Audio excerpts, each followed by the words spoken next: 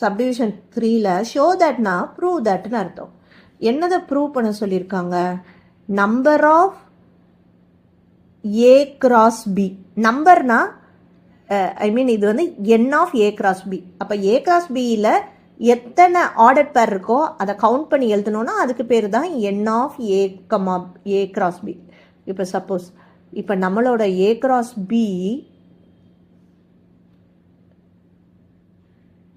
எங்கே இருக்கு? இந்த இருக்குது. நம்மளோட ஏ கிராஸ் பியை கவுண்ட் பண்ணணும். எத்தனை இருக்குது? 1 2 3 4 5 6 6 இருக்கா? அப்போது n of A cross B is 6.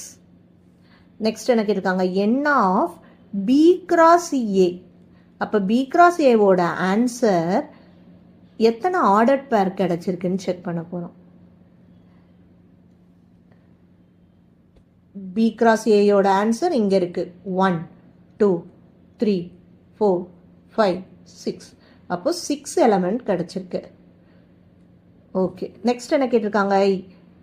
N of A into n of B. இந்த 3 வேல்யூவும் n of A cross B, n of B cross A and this 3 ஆன்சரும் ஈக்குவலாக இருக்கணும். எல்லாத்துக்கும் நடுவில் ஈக்குவல் டு சிம்பிள் இருக்குது.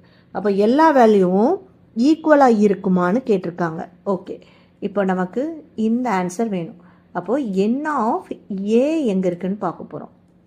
என் ஆஃப் ஏ ஈக்குவல் டு ஏயோட நம்பரை கவுண்ட் பண்ணணும். 1 2 3. அப்போ ஏயோட answer 3. N of B is B எலமெண்ட்டை கவுண்ட் பண்ண போகிறோம். 1 2. இப்போ கவுண்ட் பண்ண என் ஆஃப் ஏயையும் என் ஆஃப் பியையும் என்ன பண்ணிக்க சொல்லியிருக்காங்க? இன்டூ. அப்போ இது ரெண்டையும் இன்டூ பண்ணிக்கணும். இன்டூ. அப்போ 3 2s are 6. அப்போ இந்த 3 ஆன்சரும் ஈக்குவலாக 3 ஆன்சர்ஸும் ஈக்குவலான்னு கேட்டிருக்காங்க. எஸ், 3 ஆன்சருமே 6.